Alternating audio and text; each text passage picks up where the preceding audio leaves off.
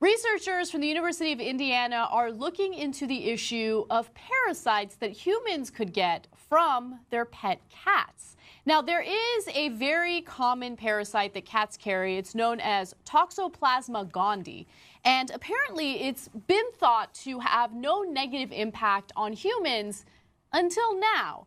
Now, understand that a lot of people actually already have this parasite living inside their brains, and I want to give you some more information about it. Now, according to one researcher, he says, I don't think we can take it for granted anymore that these parasites are sitting in our heads for the rest of our lives doing nothing.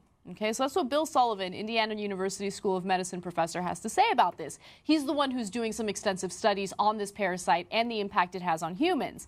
Now, the Centers for Disease Control and Prevention estimate that about 25% of people in the U.S. carry this parasite in their brain. Most people contract the disease either through handling the litter box of an infected cat or contaminated soil or by eating the undercooked meat of an infected animal. Now, that's scary, man. That's a lot of people. It's a lot of people. It's like, you know, you used to hear the thing about, oh, the cat's the litter box. I've heard it. I have a cat, right?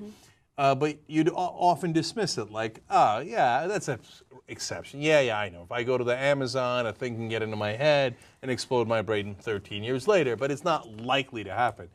And it's not always just because of cats. Anna just explained to you the different circumstances under which you can get it. But if a quarter of Americans have it, that's pretty significant. Now, let's find out what it does. All right, so here's what we know that it does already. If you get it, you're likely to get a minor flu. However, if a woman is infected for the first time during her pregnancy, the parasite can actually cause damage to the fetus, including birth defects or miscarriage. That's scary, man. So that's not as harmless as one might think, okay? But they want to look into it further to see if it has any type of impact on humans as it does on mice. So on mice, it does have a really crazy and fascinating impact. Yep. About 25 years ago, scientists observed that infected mice exhibited little fear of cats, normally their mortal enemy. Further investigation showed these mice were actually sexually attracted to the scent of cat urine.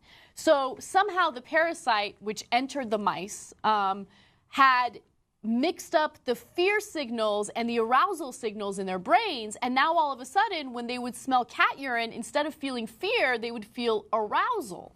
Okay, this is the point in the show when I yell, evolution! It's amazing. It's amazing. So the parasite can only do its complete sexual cycle inside the cat. So it enters the mice where it cannot do its complete sexual cycle. It's got to get out of the mice. So it turns out in the mice's head, the arousal is close to fear. So it switches the routing, and fear becomes arousal, and it's rubbing up against the cat's urine, and the cat walks in like, meow. Okay, this is too easy, right? Like but what it doesn't realize is, oh, hey, look at this. What a wonderful mice present I got today. Yum, yum, yum, yum, eats it, stick their line. Now the parasite's in the cat's head. Okay, where it does its complete sexual cycle. And then it gets in the litter, and then it gets in us, and then there's one other aspect of it. It might make our brains a little slower. Okay, not good, not good. Now, I don't want to be alarmist, okay? They need to study this more, and even the researcher that we're talking about here says you probably have nothing to worry about, okay? But nonetheless, I don't believe them. Okay. Nonetheless, okay, it's not that I don't believe in science and researcher. It's that scientists, by their nature, are very cautious. They don't want to jump out and say, this is definitely happening, right? But you just told me that it's in a quarter of all Americans. So then and it could have these different effects, including, obviously, much more dangerous to a woman who's pregnant. Well, then I should be worried. I should be worried, right? Look, some of the effects they've studied are amazing and unexpected. Turns out it affects men and women differently. For infected men, they are introverted, suspicious, and rebellious. Okay, so apparently I'm not affected because I am not introverted. Okay, that didn't happen to me. Rebellious, though, we do call this rebel headquarters, so maybe 50-50. For women, it's the opposite. They are extroverted, trusting, and willing to follow directions. So thank God my wife is not affected either. Okay, willing to follow directions? I don't think so. Okay. But the fact that it is changing what's going on inside your mind was very scary. Some strange connections to car accidents. If you have a minor car accident, it might trigger other things, okay? The combination of the parasite and the car accident, obviously, they got to study it more. They don't know why, right? But one last part that's super scary is there is a potential link to schizophrenia. Yeah, potential. So, I know, but that's where it gets super scary. So now don't all freak out and kill your kittens, okay? Don't pull a Bill Frist. Remember the former Senate Majority Leader for the Republicans used to do experiments with cats when he was in medical school? Don't do that, okay?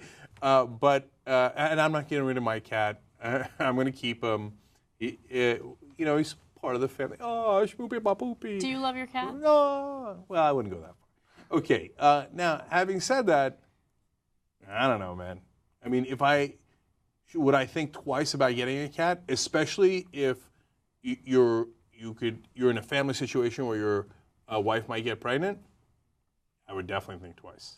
Now, we got our cat after we were done having kids, so that factored into our decision a little bit.